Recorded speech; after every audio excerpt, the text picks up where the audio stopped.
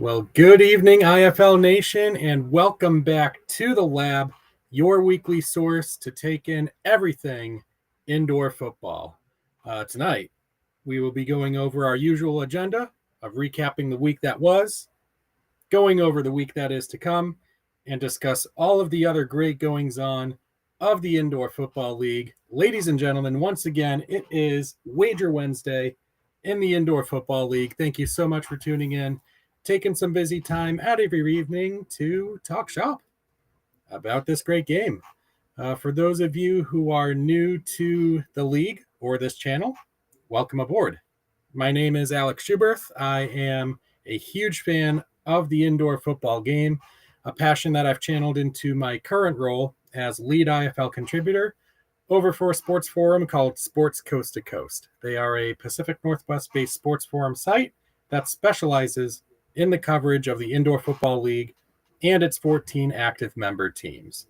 Whether you're looking for up-to-date team rosters, loading down on the game preview, looking at game recaps, or taking in any other analysis related to the IFL, Sports Coast to Coast is your go-to destination to enhance that IFL fandom. I've put the URL to that site in the description.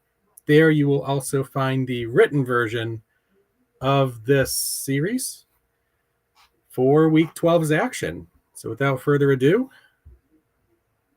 let's prop up our nice little presentation here and discuss Week 12. It's here. We're cruising by the season here very quickly. A lot of people will claim too quickly, but such is the nature of the beast in this fast-paced game.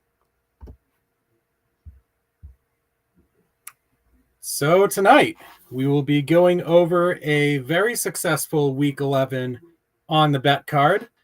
We had a 4-2 week last week where a lot of the slate was dominated by the underdog.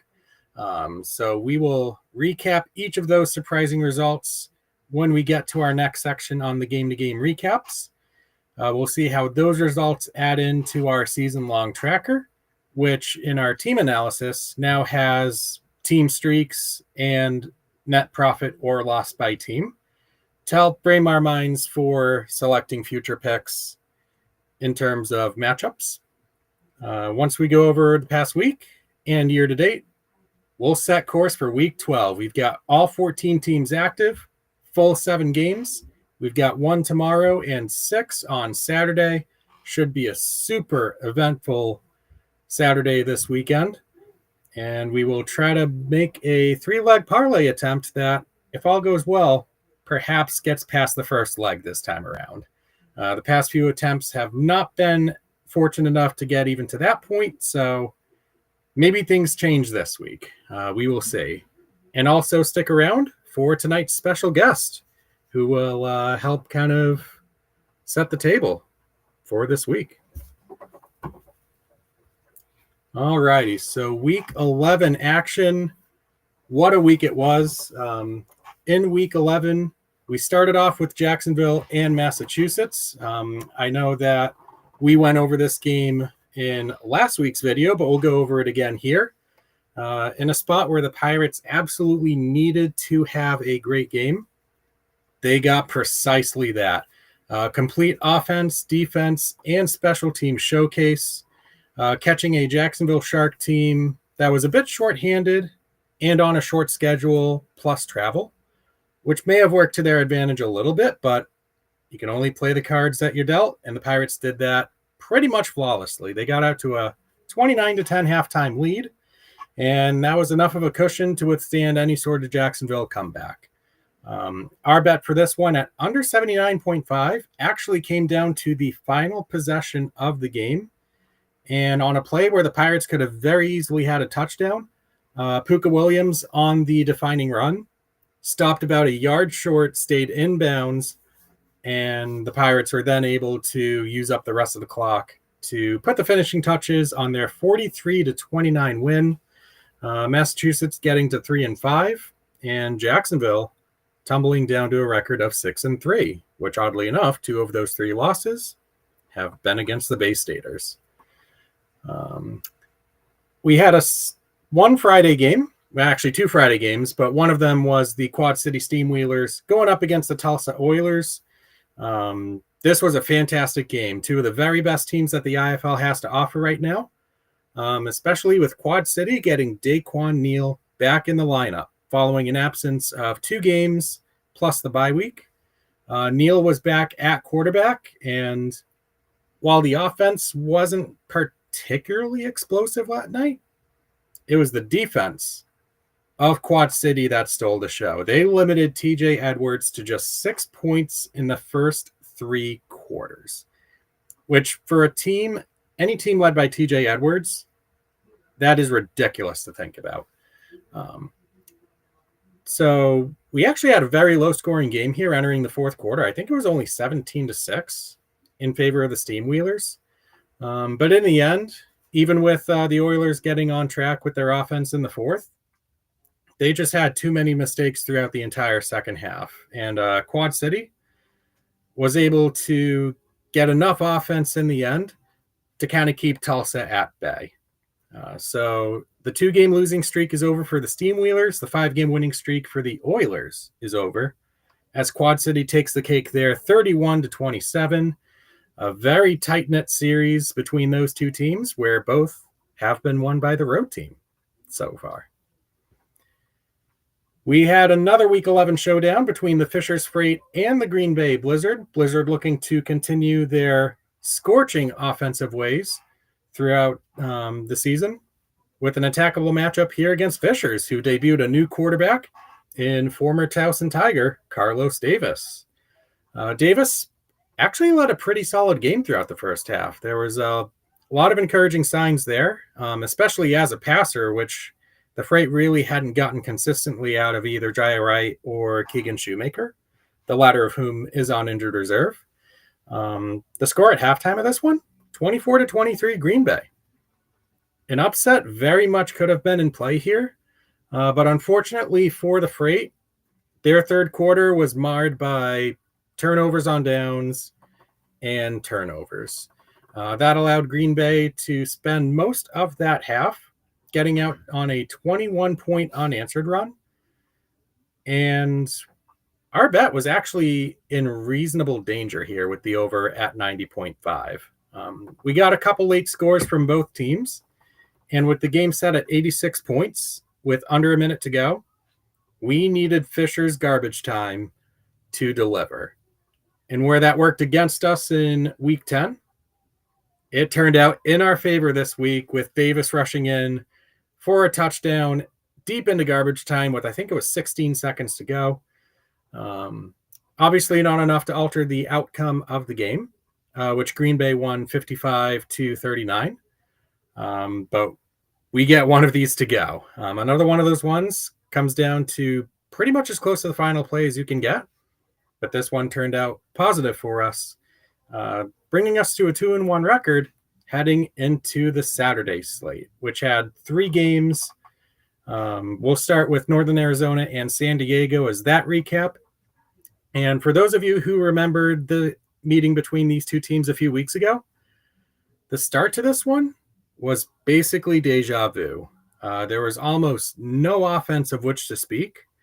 In fact, there was literally no point scoring until an Ernesto Lacayo field goal in the 2nd quarter put the strike force on the board. Both teams really made it difficult on each other. And another admirable effort for Northern Arizona, they were actually ahead in halftime at this one. 14-6 was the score midway through. Eventually in the 4th quarter, which has kind of been a recurring theme this year for the strike force, Rudy Johnson and company eventually getting it together. Johnson making some pretty explosive plays, some other relatively lucky plays like a tip drill touchdown pass in the end zone. But in this case, we were actually bound to lose this bet with Northern Arizona plus 6.5. Inside of a minute to go, the Wranglers had the ball down by 9, and we needed points of any kind. We knew that the Wranglers were going to go for a touchdown in all likelihood, but our fears were expunged when Ramon Atkins scrambled and ran in about an 8 or 9 yard touchdown run to supply us with that backdoor cover play with 40 seconds to go.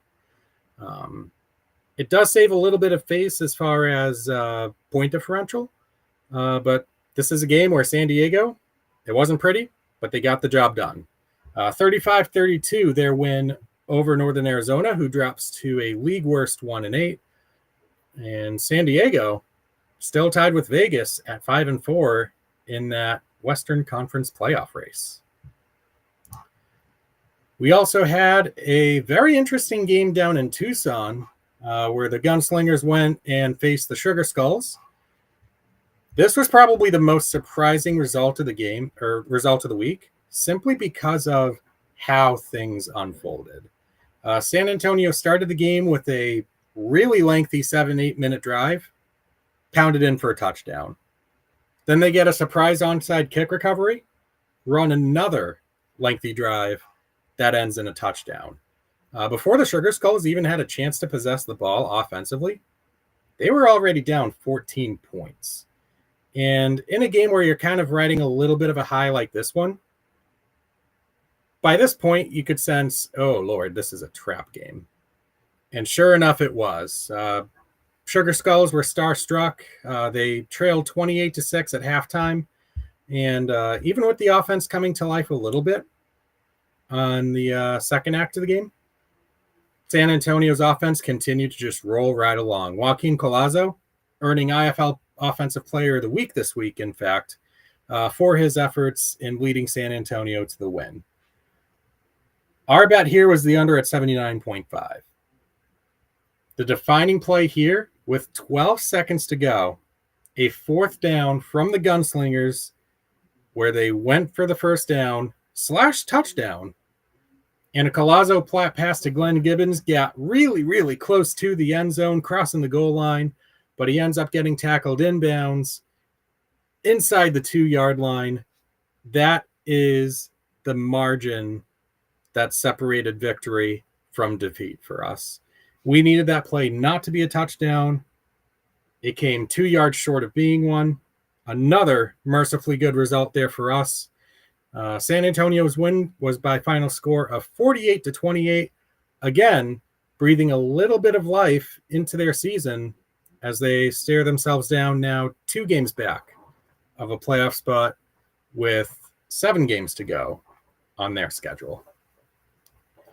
Last but not least, Arizona at Vegas. Rematch between these two clubs from 2 weeks ago, where Arizona stunned Vegas with a fourth quarter comeback that featured an onside kick recovery. Oh, what a game this was. We weren't sure whether Jaden DeLaura or Jerome Johnson was going to start for the Nighthawks.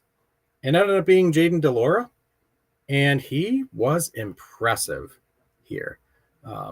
Not just in the fact that he continued to take care of the ball, which he still has not turned the ball over in any of his 3 starts thus far in his IFL career. He led scoring drives on every meaningful Vegas possession. The only one that didn't result in a score was the last drive of the game, which ran out the clock. This game was just a matter of Vegas simply making more plays overall than could the Rattlers, who have been a little bit leaky defensively recently, which we'll get to in a little bit more detail in just a little bit. But this game was exactly the type of revenge that Vegas needed to dish out. They had lost a couple of really heartbreaking games close, late scores in that game going against them. They finally get a game to go their way, and this one, pretty convincing. 15-point, 52-37 win over the reigning IFL champions to reassert Vegas as one of the top dogs out in the West, very live to still grab one of those home playoff spots. So that was the 4-2 week, the path that week 11 took us on. And look at those spread betting and over-under betting records. Those are flat out ridiculous. Again, the only thing really keeping us from godhood here is the money line, which conveniently enough, both of our losing bets this week were on the money line. Is that something that we try to shy away from a little bit in light of that? or do we attack it dead on? Stick around and we will see what we come up with.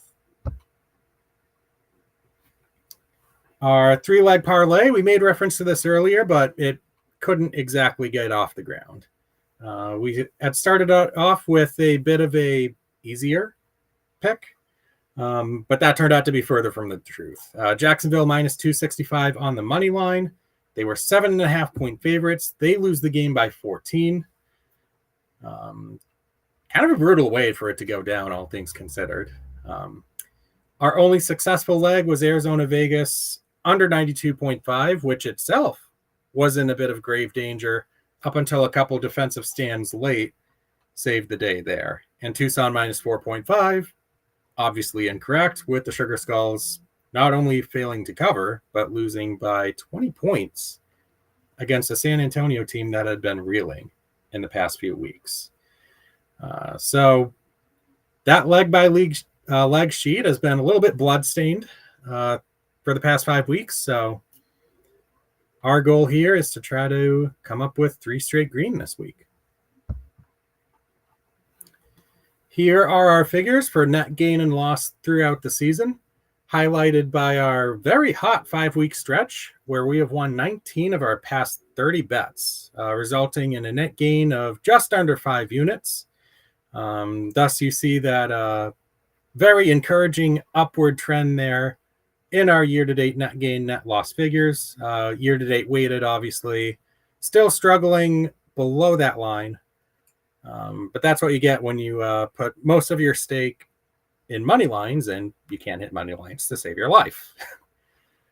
So again, if we can get both of those above the 0 line when all is said and done, that would qualify as a pretty strong success. And there is our year-to-date ROI as well. You'll see that our flat method betting is right on that 5% line, which we had established as our preseason goal. So technically speaking, we could just navigate steady on that course and pretty much accomplish that. But it is going to take a convincing positive record to keep it that way, though. So all we can do is continue what we've been doing for these past 4 or 5 weeks and continue that climb. So here is a look at our yearly results by bet type. The big story of week 11, we alluded to this earlier, underdog dominance. Really for the first time all season. Underdogs with an outright winning record for the first time since I believe either week 1 or week 3. And that streak featured covers by the underdog in 5 of the 6 games. So underdogs retake the advantage in terms of spread betting, 3 games ahead of favorites.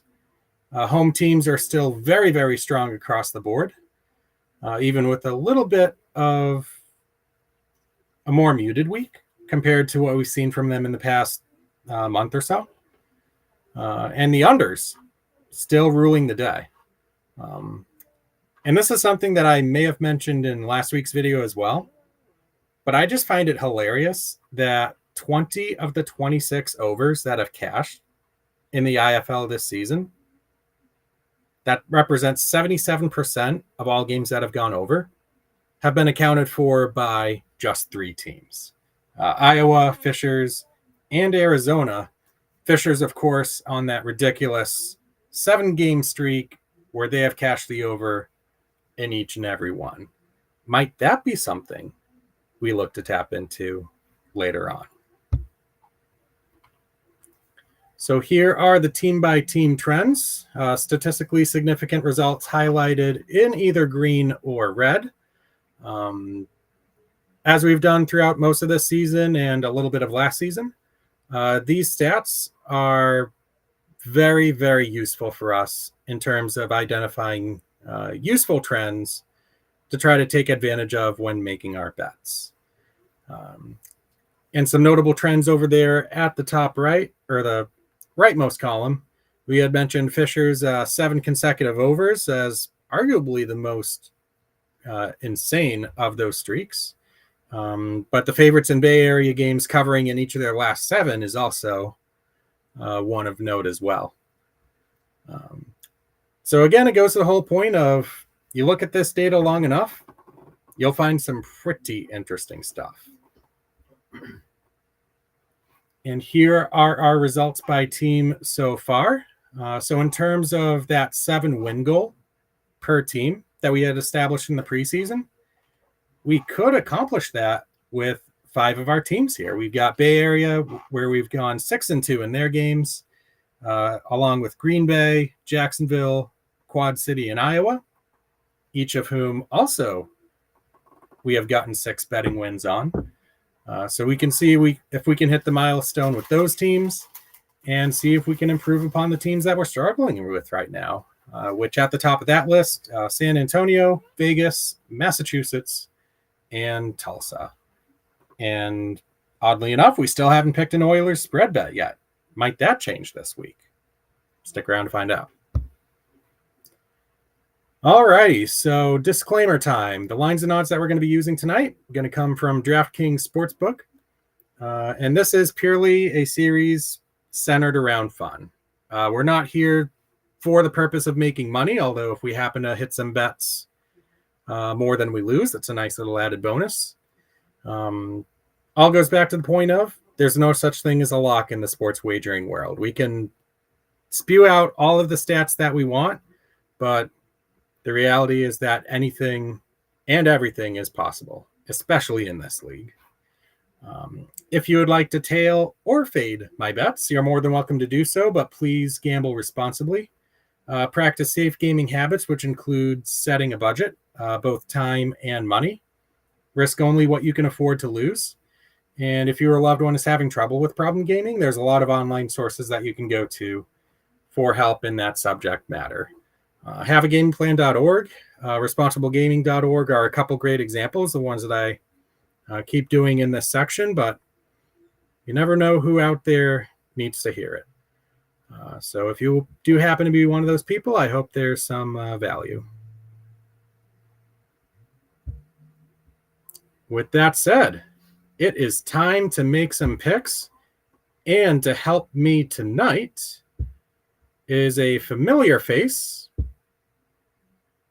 one Mr. Cody Bryant from the In the Alley IFL YouTube channel. Cody, welcome aboard. Thanks for tuning in. How have you been?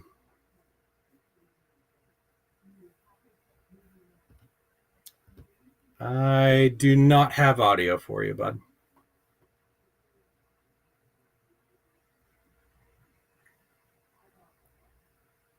Well, hang on. It might be me. Hang on. Try again. Can you hear me this time? I can. That was my bad. I had you on mute by mistake. It's all good. So yeah, now, how have you been? Things have been all right. Can't complain. Looking forward to the Week 12 slate of action, catching up on all the recaps and stuff for In the Alley and that. We'll have a Friday preview out tonight or tomorrow morning for the Friday game, the lone Friday game between Iowa and Green Bay. And then we'll have a, 6-game slate between all the other teams in the league for the rest of the week. So looking forward to it. Ready to make some picks. Yeah, it's a loaded slate, and definitely one where more minds make the grind that much easier. So with that said, are you ready to tackle this big board?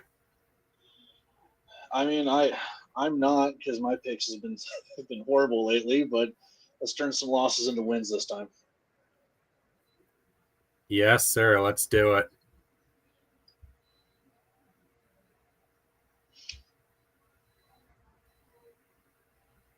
Hang on. Oh, I actually like that layout a lot.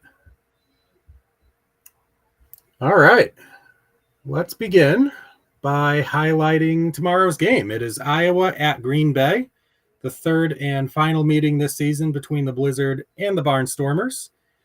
This game carries the largest spread of the week, featuring Green Bay as 13.5-point favorites. The over-under is 94.5, which is also the largest total in an IFL game this season. Iowa's plus 350 money line, and Green Bay is minus 455. Cody, your initial thoughts leading into this one? My first thought in this is probably the over, mainly just because on the last game, I can't remember the exact score off the top of my head, but I know Green Bay scored 74, and Iowa scored somewhere in the I think it was 74 to 56 or 58 or something like that. Correct me with the exact score, but yeah, it's that. It's Iowa can throw the ball. They've been prone to backdoor covering. They've been prone to just going on scoring explosions in the fourth quarter when the game is well in hand. Green Bay, they look to just put up points. They can run the ball, they can pass the ball. They're on a tear right now, it seems. And I really like the over in this one, mainly just due to the fact that Iowa's defense, uh, they just signed two new defensive backs, and well, Gabe Amigatcher played for Tucson earlier this season, but they've got another defensive back. We'll see if they break them in, and that's just where I kind of see Green Bay taking the most liberties of trying to put points up on the board when it comes to that. So I think Green Bay will win this one. I'm really looking forward to points. Take the over and just hope for points. You want fun games. You want high scoring. This is indoor football. So. Yeah, I know it is. It's like, for crying out loud, we want points. And darn it, we're going to get it. Monica chiming in also from the Sports Coast to Coast Forum. Thank you for tuning in. Confirming that final score of the last meeting in Des Moines is 74 to 58. The Max Myler 9-touchdown masterclass. Also mentioning that Harry Ballard activated off the injured reserve list leading up to this game. So even more weaponry for Green Bay's IFL leading offense to add to that rotation that they can just dominate teams with week in and week out. The only thing that scares me for like the under to hit in this one is Green Bay's defense and that defensive line. I mean, if they can get after the quarterback, we know Iowa's very one-dimensional. If they can start breaking up passes, forcing turnover on downs, I hate to call it out, but like Dave Mogensen's timeout strategy just is all over the place all the time. It's just like, I don't know. That's the only thing that kind of scares me when it comes to this kind of stuff. But again, root for the points, root for the over. Yeah, and for those who have read my column already, I'm essentially in the same boat. And this was actually something that I was joking around about with my dad a little bit, as like leading up to when lines were released. The question for me was, which number is going to scare me away? Or at the very least, requiring me to put a little bit more thought into this bet in case I had to come up with a plan B. But 94.5 wasn't it. Actually, I had predicted this over-under in my way too early preview post over on X. But the reality here is that these two teams play pretty ridiculous in terms of pace, and their games have been the highest scoring in the IFL this season. I believe when I did the math, the average Iowa game, 102 points. The average Green Bay Blizzard game, 97 points.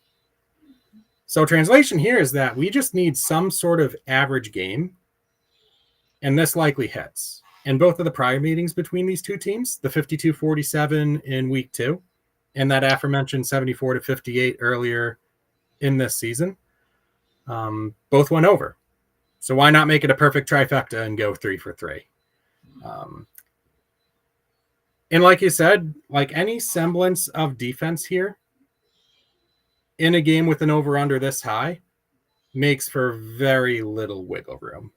And we have seen a path to an Iowa under before, where that involves one or both teams just having a prolonged stretch of not scoring points. Like, think about those 10, 12, even 15-minute scoring droughts that we've seen from time to time. But I do like the over here. Iowa Barnstormers games are 7-1 to the over anyways. So let's ride it here. Let's ride the over at 94.5. Monica also mentioning crazy money lines in this game. Yeah. I mean, whether you're looking for Iowa or Green Bay, I mean, a $45 on Green Bay doesn't even net you $10 in return. Not a bad bet, but definitely one that is lacking in value, I will say. All right. So we've got a few games at 7 o'clock. I'll call this the early window for Saturday's action. It is Massachusetts and Fishers as one of those 7 o'clock kickoffs. This is a pick'em.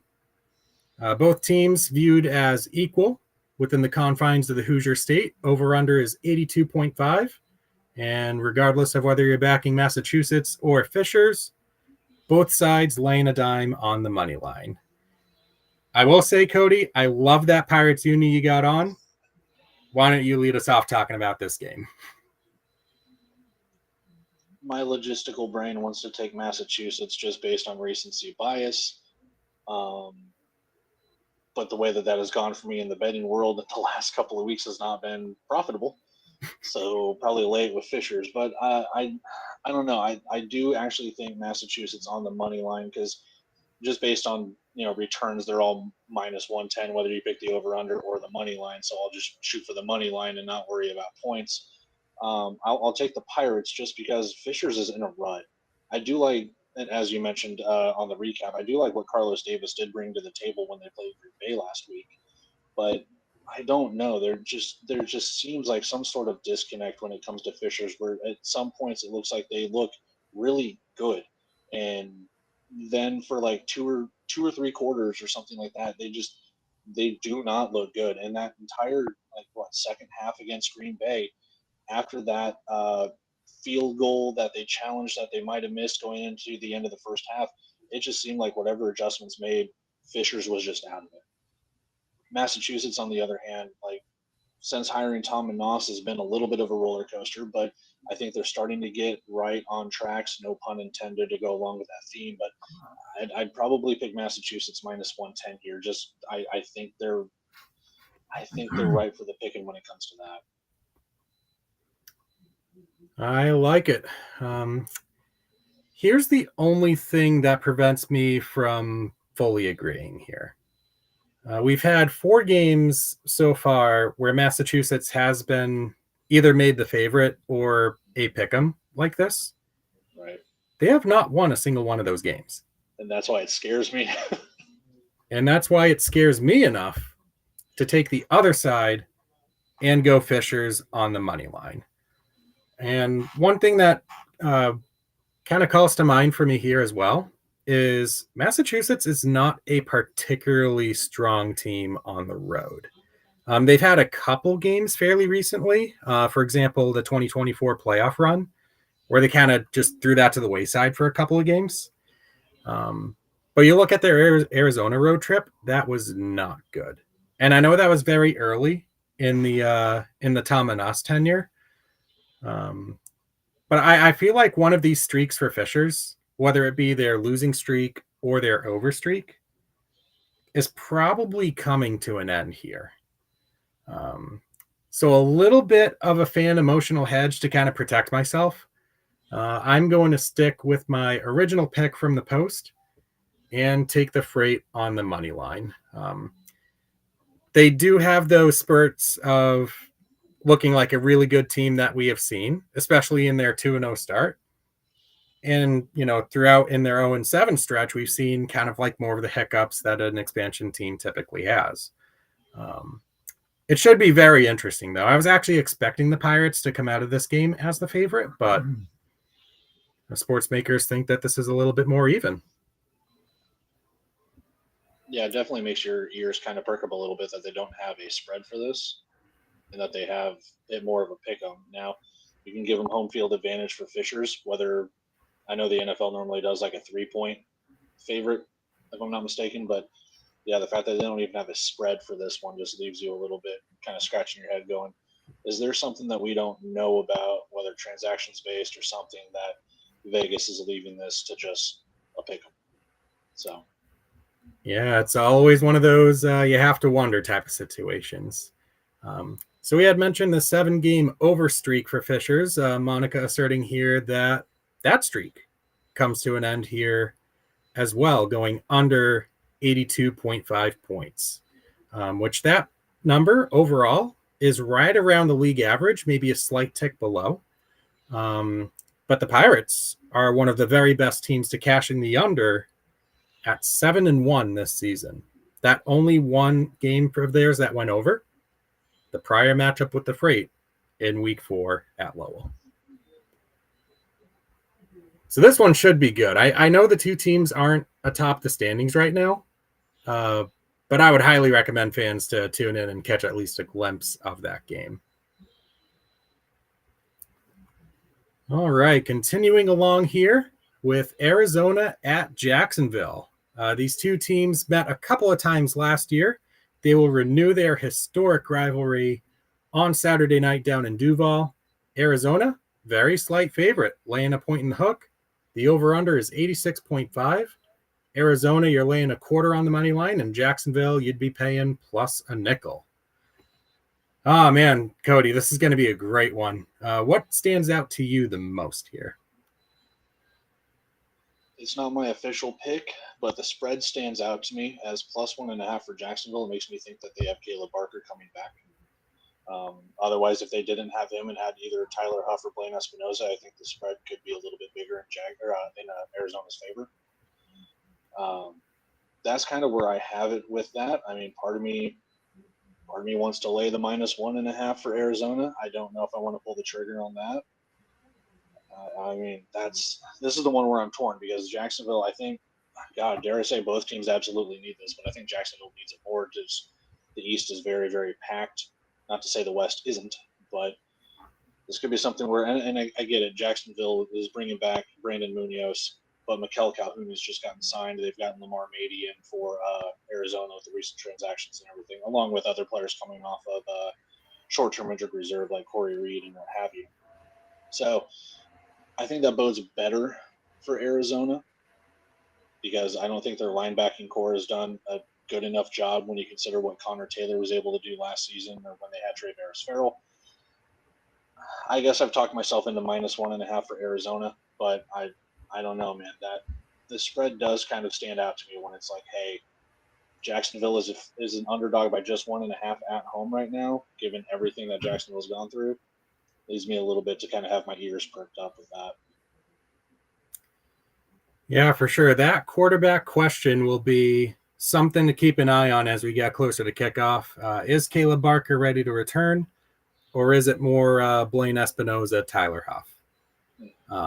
And like you said with Arizona, they've been a little bit susceptible recently. Believe it or not, actually a net 0 in point differential in their last 4 games. So things have been kind of even for them. They've gotten a few wins in that 4-game stretch. Some of those coming with some last-second magic. But we saw all of those transactions go on for Arizona. You get the sense that Kevin Guy is not okay with how things have gone at the more in between the lines level. In particular, the defense. I think they've given up at least 42 in each of their last 5 games, which is definitely atypical of an Arizona defense that we're used to, and the one that we saw guide this team to a championship last year. This pick for me, I don't like making picks based off emotion, but given that I've gone Arizona money line in their only 2 losses of the season, I feel almost obligated to ride this until it wins.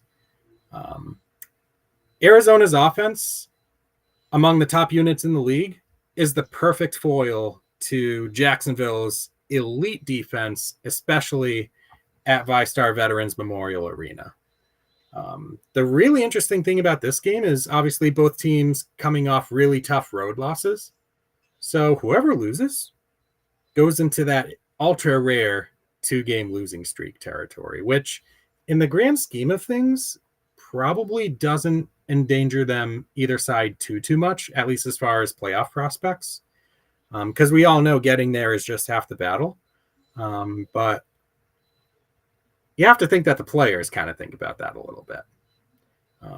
Monica saying Rattlers money line. Rattlers won't lose 2 straight, albeit on the road. I agree. This one is not going to be easy, really, regardless of which team wins. But what I do know is that whoever wins, this is going to be a signature style win for them. How much stock do you put into Jacksonville having 2 extra days of rest after the Thursday game, while Arizona played on Saturday? Do you put any stock into that with 2 days of extra rest for Jacksonville to come back home and Arizona has to travel? I do a little bit. That definitely figured a little bit in my decision. Um, and maybe if I had a little bit more luck with Arizona money line in the past, maybe I take the 1.5 with Jacksonville. Um, but I feel like I need this minus 125 to come through for me.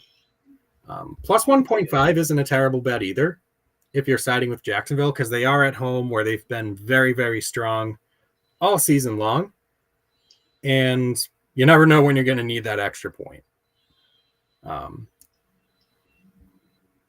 But it should be a fun game. Rematch of Arena Bowl 24, by the way. And to bookend our 7:05 p.m. Eastern window, Quad City at San Antonio, the first ever meeting between the Steam Wheelers and the Gunslingers, will go down in Freeman Coliseum. The Guns, coming off that huge win in Tucson, are getting 5 in the hook. Over under is 75.5, which is the lowest in the IFL this week. Money line is set at Quad City minus 192, San Antonio plus 160. What are some of the headline features of this game, Cody?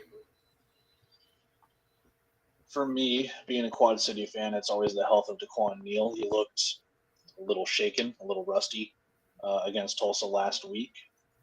And if I'm not mistaken, there was a point in time, I can't remember if it was the second or third quarter off the top of my head, but there was a point in time where Quad City held the ball for what seemed like an entire quarter or half a quarter at one point, just kind of slowly, as Hank Stram would say, matriculating the ball down the field. And they were able to just kind of punch it in there, if I'm not mistaken, at the very end and just waste a lot of time. So if Quad City is able to do that, part of me thinks under, but I also know with what Joaquin Collazo is able to do, and he's been able to throw touchdowns. He was the offensive player of the week last week for good reason. Part of me wants to take the over in this one because Quad City, we know they can score points if Daquan Neal is healthy. If he's able to sling it around, they do have Daquan Dudley. They did bring in Tamari and Terry. I like what the offense has been able to accomplish. San Antonio, they have their plethora of wide receivers. I know that they're changing things up on the defensive line. They released Ulrich Jones and a couple of other guys. I think more like depth pieces, but ultimately you're releasing a guy like Ulrich Jones. Eric Rasco's on the short-term injured reserve for their linebacker position, so that helps Quad City's offense, in my opinion, to help score some points. So I'm kind of leaning over 75.5 here, mainly due to that. We know that San Antonio's offense wants to, for lack of a better term, sling the ball around, and we know Quad City wants to throw the ball, run the ball, and have more of a balanced attack. So I'm going over 75.5 on this one. Awesome. Yeah, this is a rare game where there's a particular bet at each of the 3 bet types that I'm actually in love with. The over 75.5 being one of them. And Lance chiming in early on saying, appreciating everybody picking against the Steamwheelers last week. That jinx worked. Couldn't agree more. And that kind of funnels into the point that kind of drove my pick for this game. Yep. It's Quad City at minus 5.5 on the spread. The big thing here for me, Quad City is a league best 7-2 against the spread. What makes that even more fascinating, take out the games when Daquan Neal was absent, that's a perfect 7-0 now. And assuming Neal avoided any setbacks or any practice maladies or anything like that, we can rest pretty assured knowing that Neal has a really nice matchup in front of him against a gunslinger defense that prior to last week's game against Tucson was kind of struggling a little bit. Obviously, the losses that they've had on defense, like Ulrich Jones being released, does open the door for some other players to come in and fill that void, but those are very, very big shoes to fill. And I'm one to ride streaks like this, man. I will not lie. So with that said, Quad City at -5.5. If we get a freak scenario where the game goes into overtime, touchdown is safe territory at 6 points. A little something to consider at that plus 5.5 mark. And I also have the feeling a little bit that San Antonio, while they deserve every bit of credit for their effort that they put in last week, I think there's a fair amount of that. That's also they caught Tucson off guard. Just slightly. So I don't know. This is going to be a very interesting game. The two teams have never played each other, don't really know anything about each other, like going deep into the trenches. So this should be a good one.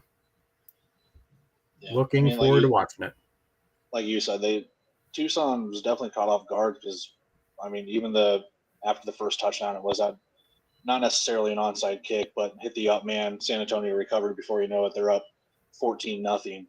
And then they just kind of rode that wave. They were able to kind of stymie Tucson's offense and put up points. And I think, if I'm not mistaken, in that game, Tucson had a 3-and-out in the first quarter, and that was it. San Antonio had the ball for the entire first quarter except for like maybe a minute. It was insane. Yeah, they ran both of those drives, and I think when I looked at the box score, I think it was just 2 offensive plays that Tucson ran in that entire quarter. Just one of those absolutely insane game scripts that you would never think could happen until it does on a random day in week 11. Oh, yeah. All righty. We'll start off our 9:05 game that I will remind people is not a Stanley Cup final preview. It's the Oilers and Panthers. Except instead of the ones from Edmonton and Florida, respectively, we're looking at Tulsa and Bay Area. Bay Area is at home, laying 8 in the hook. The over-under is 84.5. Tulsa's plus 225 money line, and Bay Area minus 278. What are we thinking here, Cody, in this potential preview for an IFL championship? This one is the one that racks my brain. Because part of me can easily see a -8.5 going Bay Area's way. There's a certain times where Bay Area looks really, really good. And then there are other times where Bay Area kind of just lets the other team in. You look, and I know it was very early in the season, but with San Antonio beating Bay Area at Bay Area, you can't really forget stuff like that. And again, I know it's early in the season, different players come and go, but this is where it's kind of iffy for me because, like you said, this is the first time matchup. Tulsa's going to the West Coast. I don't know what the travel is going to be like for them. We don't know the transactions and stuff. Who's playing, who's not at this point. So it is a little iffy to me. And when I get into something like this, part of me just normally wants to kind of take an under, just because I feel like that's kind of been the trend in the indoor football league. But that's where I'm kind of torn, because I know both these teams can put up points. I just don't know if I want to lay the over just yet, because I don't know how these teams are going to feel each other out, because they both like to run the ball a lot too. So I guess I'll just pull the trigger and say under 84.5. That's just kind of how I'm feeling with it. Alrighty. Yeah, it's tough to do better than an under in a Bay Area game. Like, I know they had the 4 consecutive overs earlier in the season. But that defense is no slouch over in Bay Area. Neither is Tulsa's, for that matter. Right.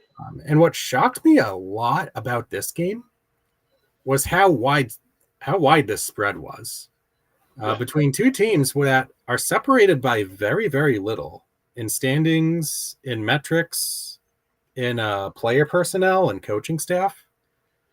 This was really surprising to me. Like, when I first saw this, I halfway wondered if TJ Edwards may have signed with the UFL team. I'm not going to lie. But in evenly kind of tilted matchups like this one, I love this spot for Tulsa. TJ Edwards as an 8.5 point underdog. Like, when else are we going to get something like this? And it kind of also goes along with that point, is that this will be my first spread bet for an Oilers game in 2025. So I feel like the time is right here for that, although that's more out of convenience than anything else. But I do feel like this is going to be a one-score game that could go either way. Bay Area, that home turf advantage actually kind of, when you think about it, it kind of calls up a little bit of a weird stat. They've lost 6 games since the start of the 2024 season. 5 of those have actually been at SAP Center, which is a little bit weird to think about, but it does go to show that, with Bay Area, yeah, they've been dominant, but how many of those games have been against like the Northern Arizonas, the Tucsons, the San Antonios of the world? Like, you could argue this right here, aside from their road game against Arizona earlier, this is probably one of the better teams that they'll face the rest of the way. Yeah. And I don't think Tulsa's being given enough credit for what they could possibly accomplish, especially coming off that loss against Quad City last week. Yeah, it makes you wonder sometimes when these spreads and stuff, like what Vegas, the casino is not the team, what Vegas puts out, because I don't know how far back they look at the data or what data gets put in, injuries, players, what have you. Because, like, I agree. I think plus 8.5 would be a very, very good bet. Are they just basing that on Tulsa's loss? I don't. That's the thing that kind of gets me is, like, the spread does seem a little too big. So that's the reason. Again, that's the reason for me too. I think like the under could probably hit in this one because I think both teams are pretty good at running the ball. But the thing that does worry me is I know that both teams do like to take deep shots. I mean, you will see Jermaine Smith going deep. You will see Josh Tomas going deep. But don't be surprised if you see jet sweeps as well. So, yeah, like I said, both of these teams are top 5 offensively and defensively. So we're going to see a very full, comprehensive showcase all across the field with this game. It's going to be a ton of fun. All right, our penultimate game that we'll be going over tonight, the Vegas Nighthawks hitting the road after their big win against Arizona, taking on the Northern Arizona Wranglers, who are getting 6 in the hook at home. The over-under is 83.5. Vegas minus 218 money line and Northern Arizona plus 180. What do we see here from either of these teams, Cody, that deserves recognition? I mean, Northern Arizona has been playing pretty well as of late since they got Ramon Atkins. It hasn't necessarily translated to wins, but they have been able to play pretty well, cover some spreads, what have you.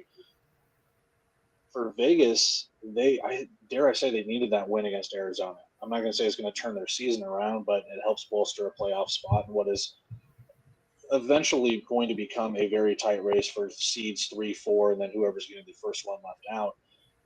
I do like minus 6.5 for Vegas. I know they are on the road, and I know I said that Northern Arizona can cover spreads, but dare I say that's a little bit of the confidence boost I think Vegas needs. You get a touchdown for the victory, or the spread cover at least. I kind of like that, and especially I know that needed again some Arizona Rattler Devil magic to beat Northern Arizona or to take the game that they had there at the Findlay Toyota Center a couple weeks ago. But yeah, I kind of like Vegas in this one. It kind of depends on who starts, as you mentioned earlier in the episode. Jaden Delora has looked very crisp. Jerome Johnson. It's been a roller coaster ride at the quarterback position for Vegas. So the fact that it's still minus 6.5 and we don't really know who the quarterback is for Vegas, dare I say lay it, because part of me is like, I guess it doesn't really matter. Yeah, that Vegas quarterback situation definitely has been a roller coaster this year, but not the nauseating one that you typically associate the word with, because Jaden Delora has suddenly become a luxury for Vegas to have. He's not really jumping off the page with like the way that, guys like TJ Edwards, Josh Jones, Max Myler have. But what he has done exceptionally well, especially for a rookie, taking care of the football. We haven't seen him throw an interception yet. We haven't seen him put the ball on the turf. And even with Northern Arizona's defense showing a little bit of takeaway ability on that side of the ball, I think it's going to take either a really bad mistake or some serious misfortune for Delora to put anything other than another clean sheet up. And of course, if we do get Jerome Johnson starting, that would theoretically elevate the ceiling of this Vegas offense, although kind of tough to say when a Jaden Delora-led squad put up 52 against the reigning champs. So it's one of those weird things. Either way they go, Vegas should be very, very comfortable here. Minus 6.5, I won't lie, is a little bit scary for me. The last time these two teams met in Henderson, Northern Arizona was able to come within 6 points of a victory, which would have covered in this case. I think the spread for that game was 10 or 11 and a half, somewhere around that number. So that kind of inclination, given my 3-6 record with betting Nighthawks games this season, I'm going to revert here to just betting them outright. Especially with Northern Arizona 4-1 against the spread in their last 5. They're, like you said, they're playing very, very well compared to what we saw through their first 4 weeks. The results just haven't shown. But they're definitely not that quasi-bye week that we were kind of thinking that they'd be at this stage in the season. Ramon Atkins, very good. Nolan Suso has been a really good offensive weapon for them that's emerged in these past few weeks as well. They've got good players there, and it just seems like they're very, very close to stringing together a type of season where they're just destroying playoff hopes everywhere they go.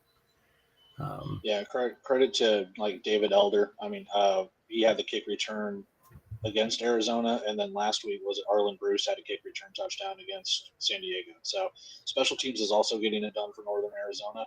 I won't lie to you. The plus 6.5 is tantalizing to me for the Wranglers because they covered it last week. They came within half a point of that against Arizona. So it's like I understand it. Like I said, part of me just looks more minus 6.5 just to see, is Vegas going to ride the momentum that they just beat the defending champs, and not just beat them, but 52-37 at home. Now they get to go on the road. That's my reasoning for it. Is Antonio Wimbush has had kick return touchdowns himself, so take special teams, I guess, out of the equation for both sides. Yeah, along with being virtually unstoppable at that running back position. Also showing props as a pass catcher, coming up with some big plays there, a lot of which find them way into the end zone. Should be a lot of fun. All righty, and our last game to go over tonight, the San Diego Strike Force going to Tucson. This is a rematch of a Week 6 matchup at Front Wave Arena. The Strike Force are laying 2.5 with the over-under at 82 in the hook. San Diego's minus 142 money line and Tucson plus 120. Cody, what can we expect to see here out of either team, I guess in particular Tucson, after just getting blown out last week? I can't remember if it was a comment that you had on one of my videos or something you put in one of your articles or both. Tucson is where overs go to die. So that is stuck in my head. Under 82.5. I don't care. I will bet the under just because it's absolutely true. Every time I think that something different is going to happen, it just seems like the defenses get put on steroids and both teams step up. I think this also includes, I don't know what San Diego is doing in terms of the quarterback position. Is Nate Davis healthy enough? Is Ruby Johnson getting yet another start? Because when San Diego played last week against Northern Arizona, a lot of inaccurate passes. They eventually settled down, but they were running the ball quite a bit. RPOs, jet sweeps, what have you. Add that in. I do like what Jameis Williams does running the ball. They do spell Devontae Sapp-Lynch in every now and again, and Jorge Reyna does run the ball pretty well too. So I do like both factors leading into that. So I'm going to go under 82.5 for that. Personally, I cannot get a good gauge on Tucson or San Diego this season. At some points, I think I have it figured out, but then they go and either lay an egg or they surprise me. So maybe whoever wins this one is the one that I'm going to be like, there it is. They're making the playoffs. Start the run right now, and then it'll blow up in my face the very next week. I have no idea. Yeah, it's really tough. I will say that you could make the argument that Tucson's playoff life hinges on winning this game. Because right now, they're really chasing down San Diego and Vegas for that third and fourth playoff spot to get above that cut line. I think they're either 2 or 2.5 games back, maybe a game and a half, but in any event, they've got ground to cover. So the desperation level, theoretically, should favor the Sugar Skulls, especially after getting 60 minutes of realization in last week's outing. But like you alluded to, the trends in this one, as far as Tucson games and unders in games at Tucson, it's just too tantalizing to ignore. 14-2 in the last 16. 11 out of 12 in the past 12 games in Tucson dating back to last season. Like, that is just stupid levels of bet cashing efficiency. Monica coming up with the question that is really on anybody's mind leading up to this game is, does Nate Davis play? Because I will say he was in uniform last week. He was out there for the coin toss when the Strike Force and Wranglers took the field. But it ended up being Rudy Johnson. So I'd have to presume in that case, Davis could have been available as an emergency option. So we'll have to see if that remains the same for this week, with Davis having another week to kind of heal up and work some magic that way. Monica confirming Tucson's a game and a half back, but that essentially becomes a full 2 games to clear because they're on the wrong side of the tiebreaker at the moment, which I'm assuming is with both Vegas and San Diego. Yeah, I think Vegas and San Diego are both 5-4. Yeah. So yeah, under 82.5. Let's ride it. Let's make it 15-2 in the last 17. Fair enough. Yeah, I don't know what if it's the Day of the Dead Sugar Skulls. I have no idea. That's just like turnovers, missed extra points, whatever. It's just something about that place, and that's where the championship's going to be. So we'll just get in some more wackiness for that too. For sure. All right. Before we wrap things up for the night, it is parlay time. So, Cody, give me your 3 favorite bets on this board this week, and let's see what that comes out to. I mean, the first one we just talked about has got to be the under 82.5 for Tucson and San Diego. We got to ride that one.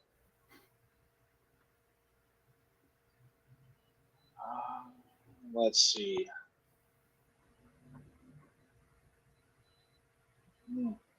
Part of me wants to pull the trigger on Arizona money line. Yeah, let's put that one in there. Let's do Arizona money line minus 125. Not worry about the spread on that.